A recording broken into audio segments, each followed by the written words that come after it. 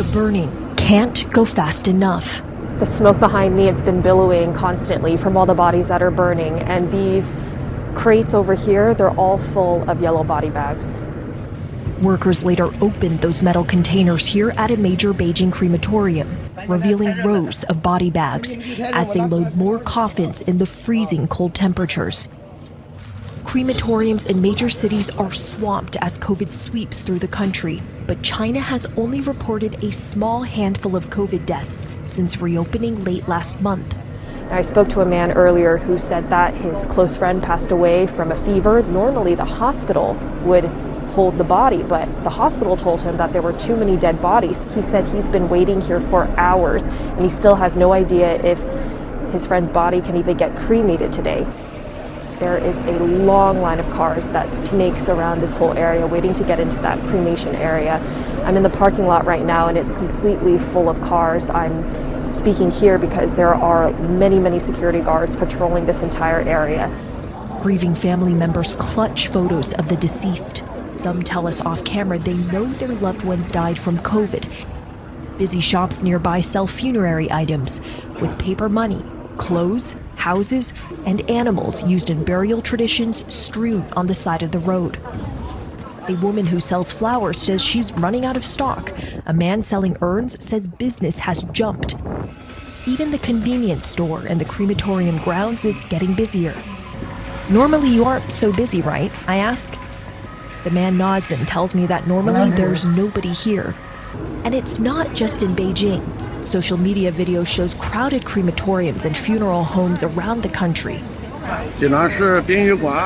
At this funeral home in Jinan, the man is saying it's going insane. Here it is packed with cars. Vans carrying bodies stretch all the way into the distance in front of this crematorium in Sijiazhuang.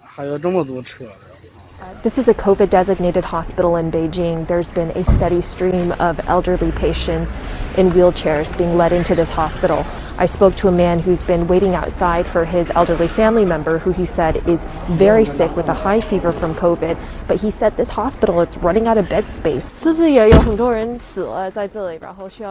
I asked the worker outside of this hospital, did a lot of people die here? Yes, every day, he responds. I ask, is it all because of COVID? Yes, people with underlying conditions, he says. China is now going through the painful reopening the rest of the world has already gone through, but it's not sharing the same data. The government now says it's narrowing the definition of COVID-19 deaths only to patients who died of respiratory failure directly caused by the virus. People we spoke to at the crematoriums may have said their loved ones died of COVID, but their deaths and so many others won't be counted in the official tally.